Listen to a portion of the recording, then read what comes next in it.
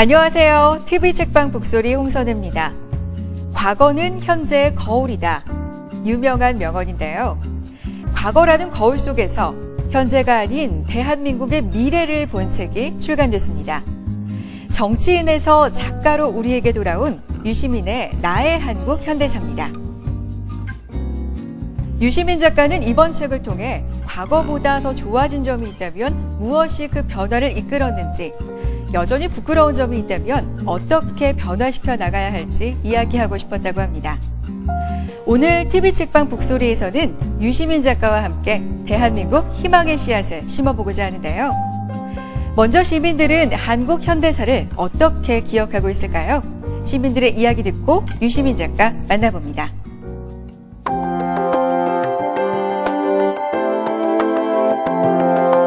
가장 기억 남는 일은 92년도 금융실명제였던 것 같고요. 김대중 대통령의 노벨 평화상 수상을 저는 2002 월드컵이 가장 기억이 남아요. 네, 저는 대구 지하철 참사가 제일. 제가 중학교 때 천안함 피격 사건이 있었는데 세월호 사건이 제일 기억에 남는 것 같고요. 아무래도 결국 부정과 부패 때문에 이 사건이 일어난 게 아닐까.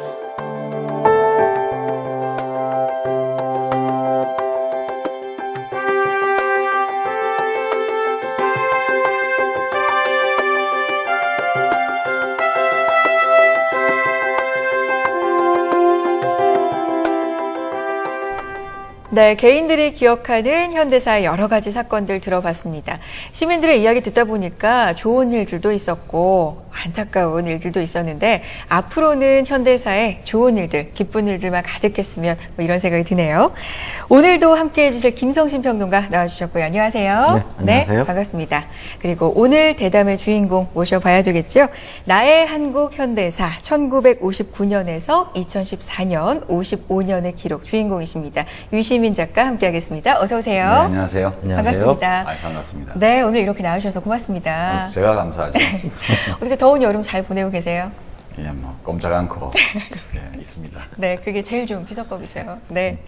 사실 저희가 책 프로그램이라서 작가로서, 저자로서 이 자리에 오늘 초대를 해서 모시게 됐는데요. 뭐 책을 쓰는 일 말고도 정말 많은 일을 하셨습니다. 제가 잠깐 소개를 해드리면요. 1959년에 경북 경주에서 태어나셨고요. 서울대학교 경제학과를 졸업하신 뒤 이때부터 책을 또 쓰시고 여러 기고 활동을 해오셨습니다. 작가로서 기반을 다진 시기가 이때부터가 아니었나 그런 생각이 드는데요. 이후 독일로 유학을 떠나셨고요. 마인츠 요하네스 구텐베르크 대학원에서 경제학에 대해서 또 깊이 공부를 하셨습니다. 한국에 돌아와서는 사회평론을 하는 칼럼니스트로 활동을 하면서 MBC 100분 토론을 진행하기도 하셨고요. 아마 이때부터 또 많은 팬들을 확보하신 게 아닌가 그런 생각이 듭니다.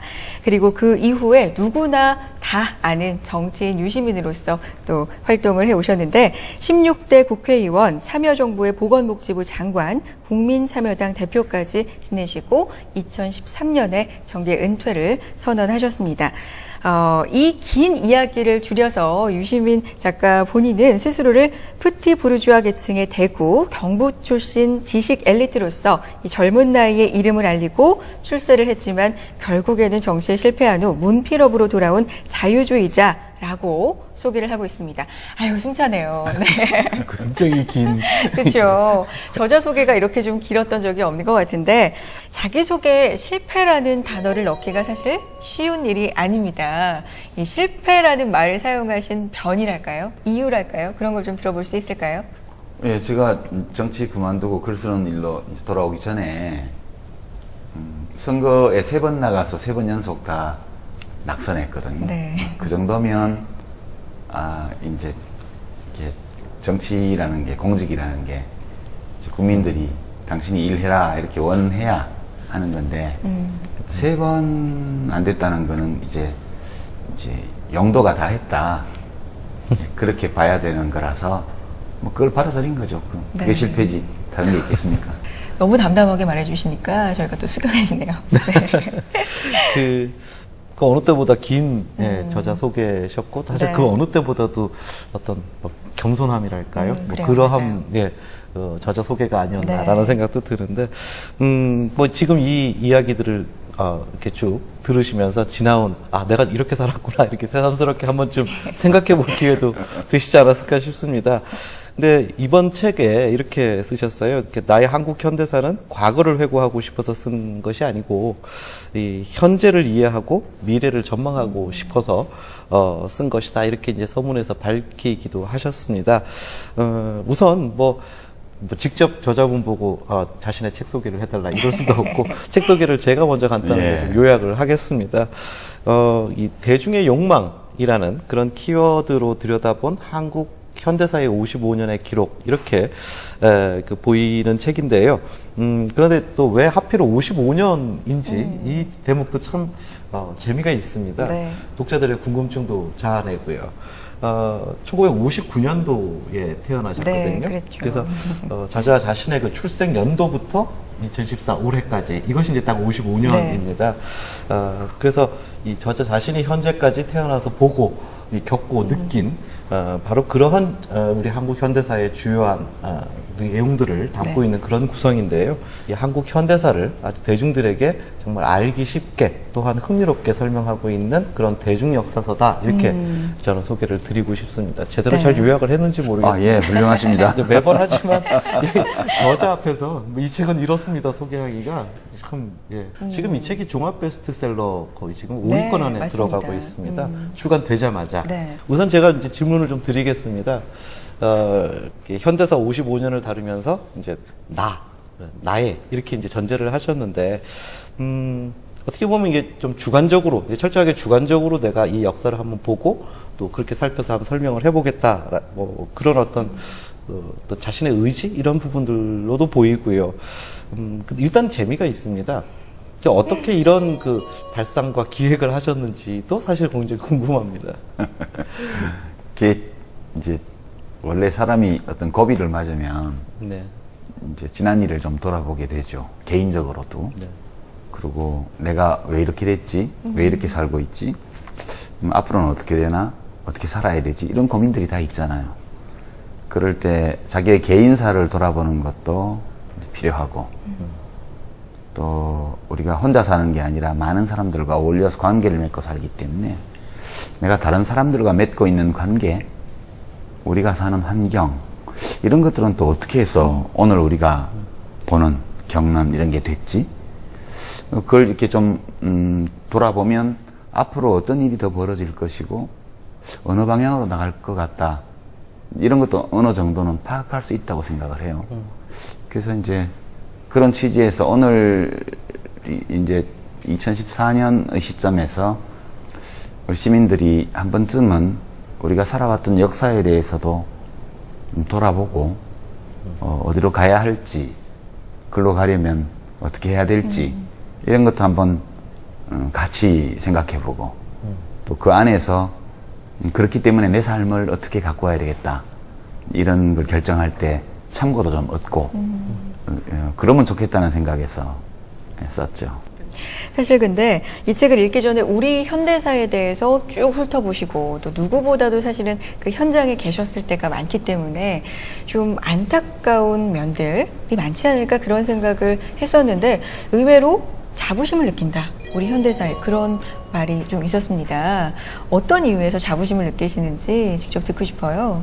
그냥 로또로 치면요. 우리 네. 출생이 로또예요. 그러니까 이제 어느 나라에서 네. 언제 어느 나라에서 어떤 부모 어떤 환경 속에서 태어나느냐 이거는 우리 자신의 노력이나 선택과 아주 무관한 그렇죠. 이제 그냥 제비뽑기 같은 거예요. 네. 우연히 결정하는 것이고 근데 이제 일제강점기라든가 6.25 전쟁의 와중에 태어난 사람은 이제 꽝을 뽑은 거죠. 저처럼 1959년에 태어난 사람은 로또 한 3등 정도 뽑은 것 같아요. 3등이나 4등. 2014년에 태어나는 아이들은 되게 1등은 아니지만 한 2등 정도의 로또를 뽑은 거나 다름없다고 생각해요. 그러면 이 땅에서 우연히 태어나는 아이들이 나는 왜 여기 태어났을까? 이 나라에 태어난 것을 내가 어떻게 생각할까? 이런 의문을 우리가 이제 가정을 해본다면 할아버지 때는 꽝이고 아버지 어머니 때는 뭐 3등, 4등이고 네. 지금 2등이면 그만큼 굉장히 좋아진 거잖아요. 그거는 아주 많은 사람들이 어떤 뜻을 가지고 희생을 치르고 봉사하고 노력하고 분투하면서 뭘 만들었다는 뜻이에요. 우리가 함께. 네. 그러면 아주 훌륭하거나 뭐 지고지선한 상태까지는 이르지 못했다 하더라도 이렇게 짧은 시간에 이렇게 많은 일들을 이루어낸 공동체의 이 역사에 대해서는 뭔가 긍정적인 느낌을 가질 수 있고 네. 또 그런 긍정적인 느낌을 가지는 게 당연한 것 같아요. 근데 아직은 완전하거나 로또 1등이다 이렇게 주장할 만큼 안 됐기 때문에 약간 좀 이제 그 자부심의 정도가 조금은 제한적인 그런 거죠. 네. 그 이번에 내신 책에서 이 역사를 욕망의 관점으로 본 부분 이런 것들은 사실 그 이전에 다른 역사서에 없었던 내용이었기 때문에 굉장히 신선한 충격도 받았습니다. 그러니까 이것을 다시 말하자면 원래 역사라는 것은 이제 기록되는 것이니까요. 이제 뭔가 극적인 변화, 어떤 변혁 이런 것들이 이제 기록이 쭉 남아서 하나 이제 역사로 우리가 알게 되고 그 맥락들을 이해하게 되는데 네. 그렇다면 욕망으로 본다라는 얘기는 그 당대 그 시대를 구성하고 있었던 구성원들이 어떤 마음을 가지고 있었고 그럼 그 마음이 결국은 그런 변화를 만들어내고 역사를 만들어냈다. 결국은 이게 역사의 주체가 누구냐에 대한 것을 밝히고 있는 거라는 생각도 좀 네. 들거든요. 그래서 제가 옳게 읽은 건지 모르겠습니다. 예, 그러니까 사람들이 사는 게 다 달라요, 각자가. 만일 오늘 우리의 삶이, 우리 사회의 모습이 어딘가 일그러져 있고, 아름답지 못하고, 추하고, 만약 그렇다면, 그것은 원인을 다른 데서 찾을 것이 아니고, 우리 자신이 가지고 있는 각자의 욕망, 그것이 여러 가지 활동을 통해서 어떤 집단적 의사결정, 이렇게 선거라든가 뭐 등등의 형태로 표출되어서 이런 사회가 돼 있는 거거든요. 네. 예, 그래서 우리 사회가 변해온 과정을 살펴보면서 어떤 욕망이 오늘의 대한민국을 만들었는가. 그 만약 오늘의 대한민국이 그리 아름답지 않아 보인다면 또는 충분히 아름답지 않아 보인다면 또는 아주 추해 보인다면 그것을 더 아름답거나 또는 최소한 덜 추하게 만들기 위해서는 사람들이 뭘 하고 싶어 해야 되나? 그런 거요. 그런 걸 좀 생각해 봐야 되겠죠. 그래서 기본적으로는 사람들이 가진 소망에 의해서 역사는 움직이는 거다. 예, 이제 그렇게 저는 생각을 하죠. 그게 맞지 않을까 싶어요. 예. 조금 어려운 질문일 수도 있는데 지금 우리나라 사람들의 현재 욕망, 소망 예. 가장 중심이 어디에 맞춰져 있다고 그럼 보세요? 우리 사회는 여전히 물질에 대한 욕망이 되게 강한 것 같아요. 예, 그러다 보니까 그것만으로는 충분히 행복할 수 없거든요. 그래서 만약 그것이 행복을 결정하는 유일한 또는 가장 중요한 잣대라면 소득 수준이 높은 나라일수록 사람들이 웃고 다녀야 돼요. 근데 요즘 유럽에서 제일 잘 나가는 나라가 독일인데요. 네. 제가 독일에서 5년간 유학을 했는데 독일 사람들이 잘 웃지 않아요. 거의 웃지 않아요. 저희 지도교수 하시던 분이 한국 사람 잘 웃냐고 물어보더라고요. 그래서 제가 독일 사람들보다는 훨씬 잘 웃어요. 그 정도인가요? 그렇게 대답을 했습니다. 저는 우리 사회가 뭐 많이 좋아졌고 좋은 제도도 가지고 있고 능력도 큰 국민이지만 근본적으로 욕망, 자기 자신이 가진 욕망을 어떤 대상화시켜 놓고 스스로 자기 자신을 성찰하는 것이 아니라 내 마음에 들끓고 있는 욕망과 충동에 끌려다니는 것 같은 느낌? 그 욕망 중에는 물질에 대한 욕망이 여전히 압도적이라고 봐요. 네. 우리가 이렇게 끌려다니면서 사는 건 좋은 삶이 아니에요. 그렇죠. 당구공을 당구대에서 딱 떨어뜨리면 떨어지잖아요. 네. 그거는 당구공이 지가 떨어지는 게 아니에요. 중력에 끌려서 그냥 떨어지는 거죠. 우리가 자기 자신이 가진 욕망을 대상화시켜 놓고 보면서 성찰하지 못하는 삶이라는 것은 중력에 걸려서 바닥으로 떨어지는 당구공이나 똑같은 거예요. 예, 그거는 인간적 가치가 있는 게 아니거든요. 그런 성찰을 좀 한다면, 더 한다면 우리 사회의 모든 사람들의 삶이, 그리고 사람들의 관계가, 우리가 가지고 있는 환경이, 제도가 다 바뀔 수 있을 거라고 저는 봐요. 네. 유시민 저자님 얘기 듣다 보니까 정말 빠져드는 게 비유가 상당히 탁월하신 것 같습니다. 뭐 로또에 이어서 지금 당구공까지 상당히 이해가 쏙쏙 들게 비유를 해주고 계시는데 실제로 그 나의 한국 현대사 네. 파주에서 쓰시면서 그 인근 지역 당구장에 굉장히 자주 출몰하셨다라는 또 이야기를 그런 제가 제보가 있었어요. 예. 듣기도 했습니다. 당구를 굉장히 좋아하십니다. 그러셨군요. 잘 치지는 못하고. 좋아하시는군요. 네, 좋아하는 네. 거하고 잘하는 게 꼭 일치하지는 않아요. 그게 우리 인생의 비극 중에 하나죠. 네. 자, 욕망에 대한 이야기 계속해서 나눠보고자 하는데, 서울역 회군. 그 당시 때 욕망에 대해서 그러면 여쭤보고 싶습니다. 당시 사건을 좀 요약을 해드리면 전두환 신군부가 정권을 잡으려고 했고 10만여 명의 대학생들이 서울역에 모여서 이 민주화 투쟁을 외치려고 이제 모였는데 유시민 저자께서는 당시 학생 지도부에 이제 계셨고요.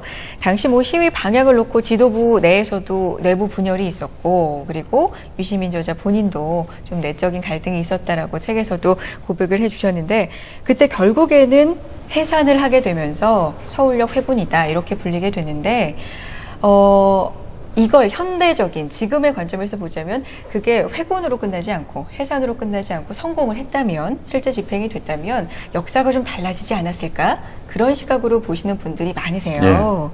그때 당시 욕망들에 대한 이야기를 듣고 싶습니다.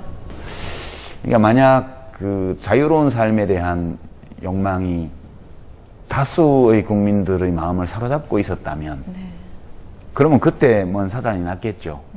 그 10만 학생이 시위를 하는 게 아니고 100만 시민이 시위를 했을 수도 있죠. 근데 이제 그 당시 상황은 그런 건 아니었거든요. 다른 한편으로는 두려움 이런 게 있었죠. 왜냐하면 권력을 잡고 있던 사람들이 이렇게 자유롭게 살고 싶다고 외치고 다니는 거를 그대로 놔둘 리가 없어. 그럼 틀림없이 군인들을 투입해서 총칼로 진압을 할 거야. 이런 두려움이 또 시민들 가슴 한켠에 굉장히 강하게 자리 잡고 있었고 우리도 마찬가지였죠. 그러니까 여기 이렇게 계속 하다가 이제 뭐 잠실 운동장에 탱크도 왔다 그러고 효창구정에 공수부대도 왔다 그러고 그런 정보들은 계속 오는데 이제 오늘 밤에 여기서 죽는 거구나. 뭐 그런 두려움 이런 게 같이 있었죠.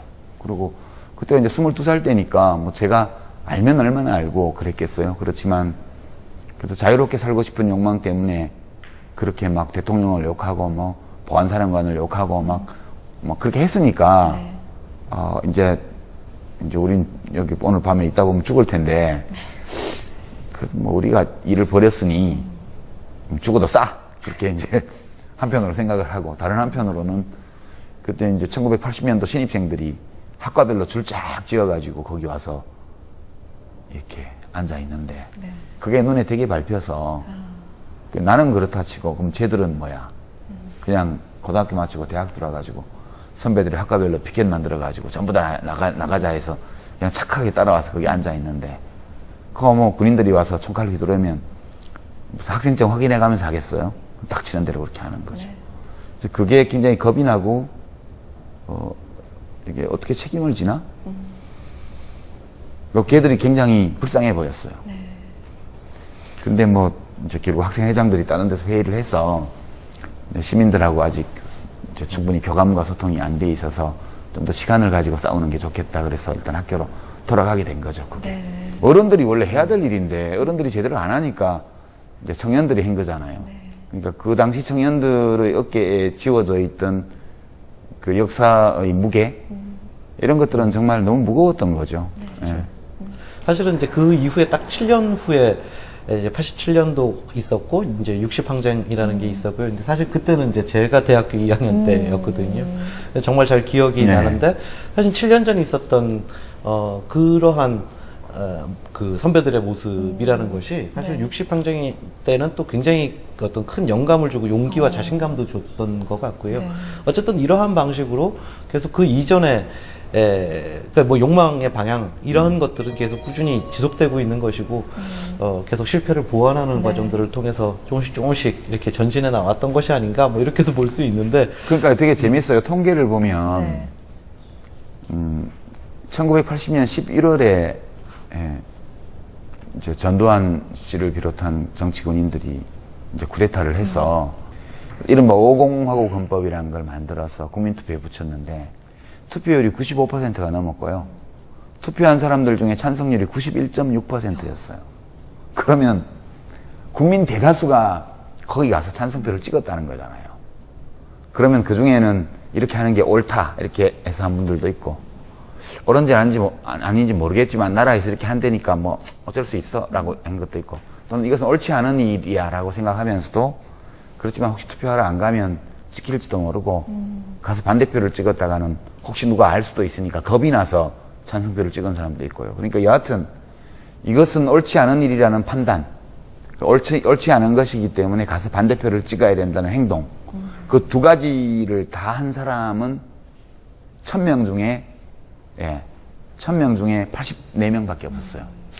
근데 그랬던 국민이 불과 7년 후에 6월 항쟁 때 6월 26일 이제 세 번째 그 평화대행진 때는 전국적으로 400만 명 내외의 시민들이 거리로 나와서 몸으로 이제 충돌을 했단 말이에요. 그 7년간 무엇이 달라졌을까?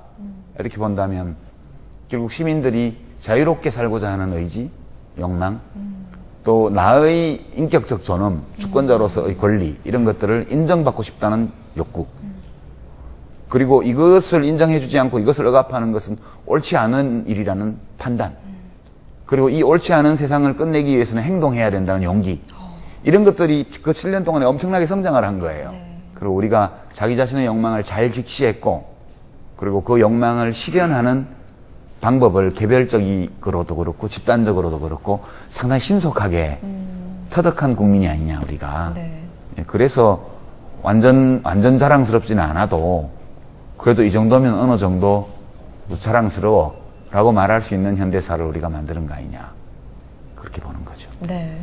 그런데 민주화가 됐다 그래서 그게 또 다가 아니구나라는 걸 깨닫는 데는 오래 걸리지 않았던 것 네. 같습니다. 사실 저희 세대의 또 항변을 좀 제가 해보자면, 민주화 너무나 감사한 그런 어떤 우리 선배님들의 선물이랄까요? 그런 결과지만 저희한테는 또 다른 과제들이 많이 주어졌어요.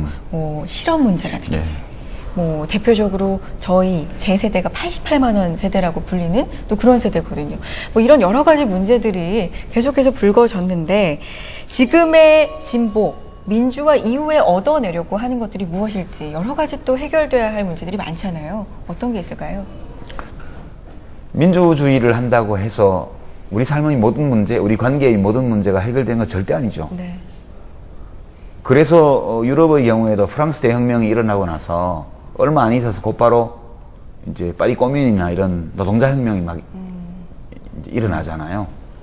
그런 것처럼 민주화의 단계, 민주화라는 것은 모든 욕망들이, 모든 서망들이 다 하나의 시민권을 가지고 사회 속에서 자기 존재를 주장할 수 있는 환경을 만들어주는 거기 때문에, 그 안에서 그러면 각자가 가지고 있는 정당한 요구들, 이걸 어떻게 실현해 나갈 거냐, 그건 또 별개의 문제라고 저는 생각을 해요. 네.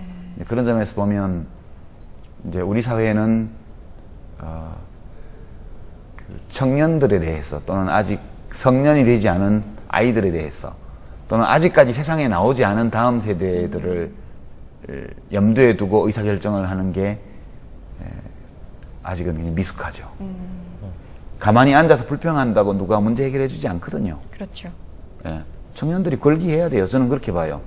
권리 위에서 잠자는 자 아무도 지켜주지 않아요. 무시당하고 있는 세대 전체의 어떤 상황, 이런 것들을 개선하기 위한 청년들 사이의 연대도 굉장히 필요한 거거든요.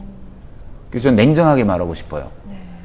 그대들이 하는 말이 옳지만 아무리 옳은 얘기를 하소연해도 그대들 자신이 연대해서 권리하지 않는 한은 기성세대는 결코 그대들의 욕구에 진지하게 귀 기울이지 않을 것이다. 사실 뭐가 그 욕구가 뭔지도 사실 모르게 되지 않습니까? 그 세대가 달라지게 되면 그 청년들의 이야기 자체에 대해서 잘 모르죠.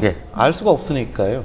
이게 이제 정치적 무관심이라든지 이러한 부분들로 가령 청년 문화가 가게 된다 그랬을 때 사실 굉장히 취약해지고 위험해질 수 있다. 사실 이런 말씀이신 거지 않습니까? 네, 그렇군요. 자, 독자분들도 유시민 저자께 궁금한 점이 참 많았습니다. 그 궁금한 점도 해결해 드려야 될 텐데요. 독자 질문 보고 이야기 계속 나누겠습니다. 예전에 멜로 드라마 대본도 쓰신 걸로 알고 있는데요. 그거 사실인가요? 사실이라면 어떻게 쓰시게 된 건지 궁금해요. 그렇게 사회 변화가 일순간에 이렇게 쉽게 이루어지는 것 같지는 않아 보입니다. 가장 큰 요인이 무엇이라고 생각하시는지, 의식의 개혁인지 아니면 제도의 변화인지 뭐 등등 의원님께서 생각하시는 사회 변화의 방법이 무엇인지 어떻게 생각하고 계시는지 궁금합니다. 그러니까 가장 제가 좋아했던 정치인이기도 하셨는데 이제 정치를 그만두시고 사회에 돌아왔을 때 현 시대를 살아가는 분들한테 유시민 씨가 이렇게 살았으면 좋겠다고 하시고 꼭 해주고 싶으신 그 말이 있다면 어떤 말인지 그게 궁금합니다.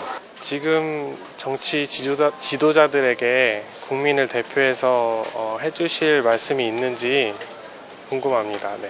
요즘 되게 정치판이 되게 시끄러운데 다시 정치판으로 돌아오실 생각은 없으신가요? 네, 독자 질문 들어봤습니다. 워낙 정치인으로서 굵직굵직한 행보를 많이 보여오셨기 때문에 아무래도 정치와 관련된 그런 질문들이 좀 많이 보이는데 저는 그래도 이 질문부터 드리고 싶습니다. 정말 궁금했어요. 이게 무슨 얘기예요? 드라마를 쓰셨었다고요? 진짜예요? 멜로 드라마 그것도? 어떤 얘기인가요? 그게 1987년도인가 그런데. 그렇게 오래됐어요? 예, 제가 아는 방송국의 어떤 PD 선생님이 네. 제가 이제 유인물값 만드느라고 막 이거저거 막 쓰대는 걸 보고 그래갖고 언제 돈을 버냐고 조금 단가가 있는 거 한번 해봐라. 예, 그렇게 해서 제 여동생이 있는데 네. 여동생하고 둘이서 했어요. 같이 쓰셨군요. 예. 예. 어떤 사랑 얘기였나요? 예, 그게 이제 원작 소설이 있는 거였는데 그거를 드라마로 각색하는 작업을 했고요. 8회로 해서 나갔는데 중간에 탤런트 파업이 일어나가지고 한 달 넘게 이제 끊겼다가 나가서 시청률은 좀 별로였어요. 흐름이 끊겼군요. 그때 이제 조영원 씨 모르실 거예요, 네, 우리 잘 홍선혜 씨는. 모르겠습니다. 예. 네. 조영원 씨가 교통사고가 크게 나서 얼굴을 많이 다치고 나서 복귀한 첫 작품이었는데 기억납니다. 예, 거기하고 이제 정동환 씨, 거긴 알겠죠? 그리고 이휘향 씨, 세 분이 제일 중요한 그 배역을 맡아서 이제 그때 보니까 이휘향 씨가 연기를 굉장히 잘하시더라고요. 제가 이 녹화장에서 보니까 네. 그래서 처음 보는 분인데 대단하다 연기력이. 좀 지나니까 굉장히 네. 뜨더군요. 다음 분은 질문을 좀 길게 네. 하셨어요. 그런데 좀 이것을 제가 짧게 정리를 하자면 사회가 더 나은 방향으로 가기 위한 그 방법을 지금 여쭤보고 있거든요. 대답을 들어보고 싶습니다. 그게 참 답하기 어려운 그런 것 같아요. 질문인데요. 네. 저는 이제 요즘은 그렇게 생각하죠. 우리 사회가 어디까지 얼마나 빠르게 진보할 수 있느냐. 이것은 시민 개개인이 얼마큼 진보하느냐에 달려있다. 그렇게 생각합니다. 네. 그러니까 제가 책에도 그렇게 썼는데 함께 살아가는 시민들이 자기 자신의 욕망의 구조를 잘 성찰해 봤으면 좋겠어요. 국민 개개인이 더 훌륭해지면요. 그리고 그 훌륭한 시민들이 또 사회에 참여를 하면 국가도 훌륭해지는 거거든요. 네. 그렇게 생각해요. 굉장히 어려운 질문을 굉장히 손쉽게 그렇게 정말. 한 다음에 다시 저희 모든 사람들에게 가장 어려운 화두로 던져주신 것 같아요. 네. 이것도 제주신 것 같습니다. 네. 다음 질문은요.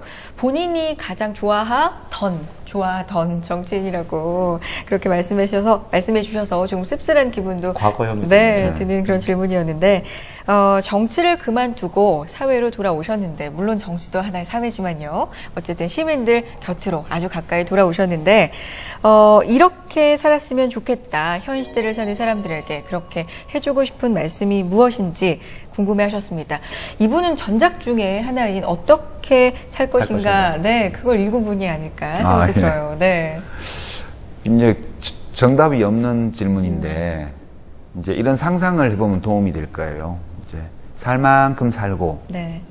뭐 사람은 다 죽으니까 언젠가 이제 떠나갈 때 2, 3일 정도 이렇게 누워서 자기 삶을 생각해 볼 수 있는 그런 기회를 가지고 죽는다고 가정을 하고 네. 지금 내가 하려는 일, 어제 내가 한 일, 지금 내가 하고 있는 일, 네. 내일 하려고 하는 일에 대해서 그 시점으로 가서 생각해서 잘한 것 같아. 괜찮았어. 이런 판단을 스스로 할 수 있을 것 같으면 하고 그건 좀 아니었던 것 같아. 그건 좀 흉했어. 좀 비겁했어. 이렇게 느낌이 들 것 같으면 안 하는 거죠. 네. 그래서 그런 것들을 많이 쭉 매일매일 그렇게 살면 죽을 때 돼가지고 또 그럴 것 같아요. 내가 어떻게 살았지? 뭐 아주 훌륭한 삶은 아니었을지 몰라. 그러나 그것도 하나의 인생이었어. 이런 정도 스스로 생각할 수 있으면 그건 크게 성공한 인생이라고 저는 생각해요. 네. 저는 이제 다음 분 질문도 네. 저도 개인적으로 여쭤보고 싶었던 거고 이 질문 하신 분은 지금의 정치인들에 대해서는 이제 불만이 좀 많은 분인 것 같습니다. 정치 지도자들에게 유시민 저자께서 뭔가 한 말씀 하신다면이라고 이제 물어봤는데요. 원래 한 발짝 멀리 떨어져서 보면 좀 더 객관적으로 보이기도 하지 않습니까? 또 본인께서 정치인이었을 때는 뭐 입장이라든지 정치적인 문제 때문에 하고 싶은 이야기 다 못하기도 하고 하셨을 텐데 지금 이렇게 나와서 이제 현실 정치인들에게 정말 딱 해주고 싶은 이야기가 뭐냐 또 뭐 한편 사실 이 질문도 같이 드리고 싶은데 다시 정치에 복귀하실 또 어떤 계획이나 생각 이런 것들이 있으신지도 같이 궁금하고요. 예. 이젠 저는 이제 우스개로 그렇게 얘기하는데 정부민은 이제 그만 먹겠다. 이제 일반미 먹고 죽을 때까지 살자. 그런 생각이고요. 다시 정치를 하거나 공직에 가거나 그런 거는 기회도 안 오겠지만 기회가 온다고 해도 할 생각이 없죠. 그렇게 생각하고. 그 다음에 정치 하시는 분들 저는 개인적으로는 그렇게 하려고 노력은 했는데 잘 됐던 것 같지는 않아요. 여러 가지가 필요한데 이제 지금 시대에 제일 필요한 것은 측은지심이라고 생각해요. 논리라든가 이념이라든가 이데올로기 이전에 어떤 사회 상황을 보면서 내가 마음이 불편하고 아프면 그리고 누군가에게 연민이 생기면 그거 잘못된 거거든요. 네. 그래서 우리들이 가지고 있는 직관적 도덕관념이라는 거는 어떤 이론이나 논리나 이데올로기보다 훨씬 더 정확한 거라고 저는 생각을 해요. 그 연민의 마음, 그 측은지심이 덜어질 수 있고 없어질 수 있는 방향으로 뭘 바꿔야 돼요. 네. 그게 제일 이 시대에 정치하는 분들에게는 필요한 거 아닐까. 네. 지도 못 해놓고는 이제 남들한테 그러려니 좀 쑥스럽긴 한데. 그렇게 말씀하시니까 뭐라고 댓글을 할 수가 그러게요. 없네요. 네. 정부민은 이제 안 먹겠다. 뭐 이렇게 말씀 단언해서 해주셨는데 그래도 책은 꾸준히 내주실 거죠. 앞으로 계획 궁금합니다. 제가 하는 일이 저는 이제 연구자는 못 되고 20대 때 그렇게 시간을 보냈기 때문에 지식을 새로 생산하는 사람 되기는 좀 어려웠고 지금은 이제 지식 유통이 제 하는 일이니까 사람들이 살아가면서 필요로 한 거, 이런 거 도움되는 거, 네. 예, 그리고 다른 사람들이 반길 만한 거, 이런 주제를 가지고 꾸준히 책을 쓰고 그렇게 해나갈 계획입니다. 네. 이제 보내드릴 시간이 된 것 같은데요. 책을 열자마자 이런 문구가 보입니다. 같은 시대를 숨가쁘게 달려온 벗들에게 뭐 이렇게 보내는 책이라고 그런 말이 보이는데 그 벗들에게 한 말씀 해주시면서 이 시간 마무리하겠습니다. 진짜 한 세상 사느라고 수고들 하셨고요. 그리고 때로 의견이 달라서 다투기도 하고 그렇게 했지만 그래도 각자 자기가 옳다고 생각하는 바대로 열심히 달려온 결과 문제도 많고 좋은 점도 많은 대한민국을 만들었으니까요. 그 점에서 우리 모두는 어느 정도 만족할 수 있겠다는 생각이 들고요. 50대가 된 벗들한테 꼭 해주고 싶은 말은 우리가 가진 것 중에 좀 안 좋은 거 이런 거 있는데 그게 우리 잘못만은 아니에요. 저는 이 말은 해드리고 싶어요. 네. 또 의미 있는 책을 내주신다면 저희가 또 모셔볼 수 있기를 기대해 보겠고요. 오늘 시간 내주셔서 고맙습니다. 네, 고맙습니다. 맞습니다.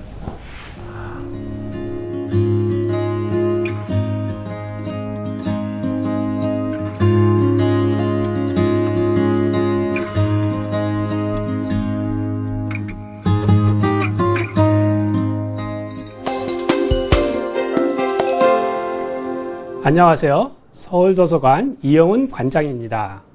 어제가 절기상 가을이 들어선다는 입추였는데요. 이제 더위가 좀 물러가기를 기대해봐도 좋을 것 같습니다. 우리 동네 도서관 시작하겠습니다. 오늘은 영등포구 도심로에 있는 대림정보문화도서관을 찾았습니다. 2008년에 개관한 영등포구 첫 번째 구립공공도서관인 대림정보문화도서관은 보유장서는 5만여 권인데요. 그 중에서도 다문화 가정의 어린이들을 위한 책들이 눈에 띄네요. 대림정보문화도서관이 있는 대림동은 영등포구 다문화 시범마을로 지정될 만큼 외국인 거주자가 많이 있습니다.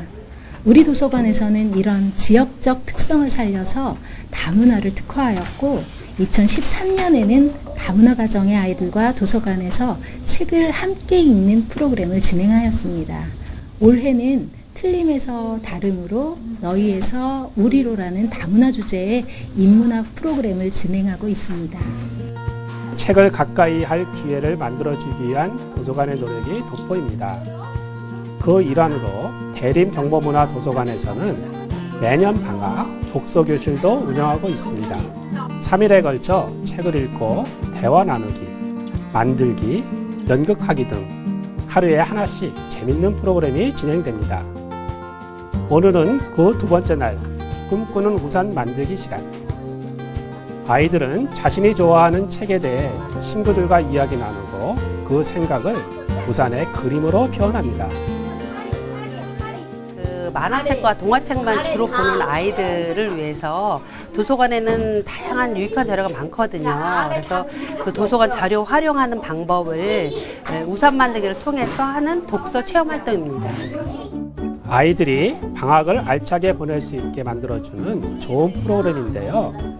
방학 때마다 열린다고 하니 참여하고 싶은 분들은 방학이 시작되면 도서관에 방문하시면 될 것 같습니다. 도서관은 동네의 지역 주민들에게 편안하고 즐거운 그런 행복한 곳이어야 된다고 생각합니다. 대림정보문화도서관은 지역 주민들과 함께하는 그런 행복한 도서관으로 자리매김하겠습니다. 오늘 우리 동네 도서관은 영등포구 주민들의 일상에 작은 기쁨과 활력을 주는 평생 친구 대림정보문화도서관 만나봤습니다.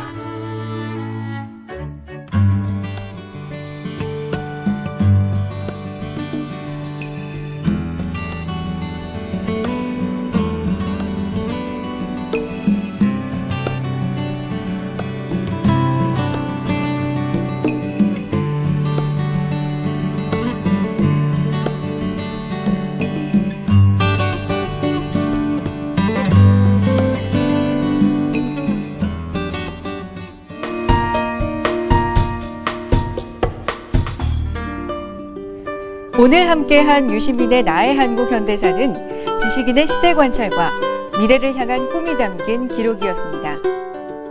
이렇게 꿈과 변화를 이야기하는 든든한 사람들이 있기에 대한민국의 미래는 현재보다 희망적일 것 같습니다. TV 책방 북소리 다음 이 시간에도 좋은 책으로 인사드리겠습니다.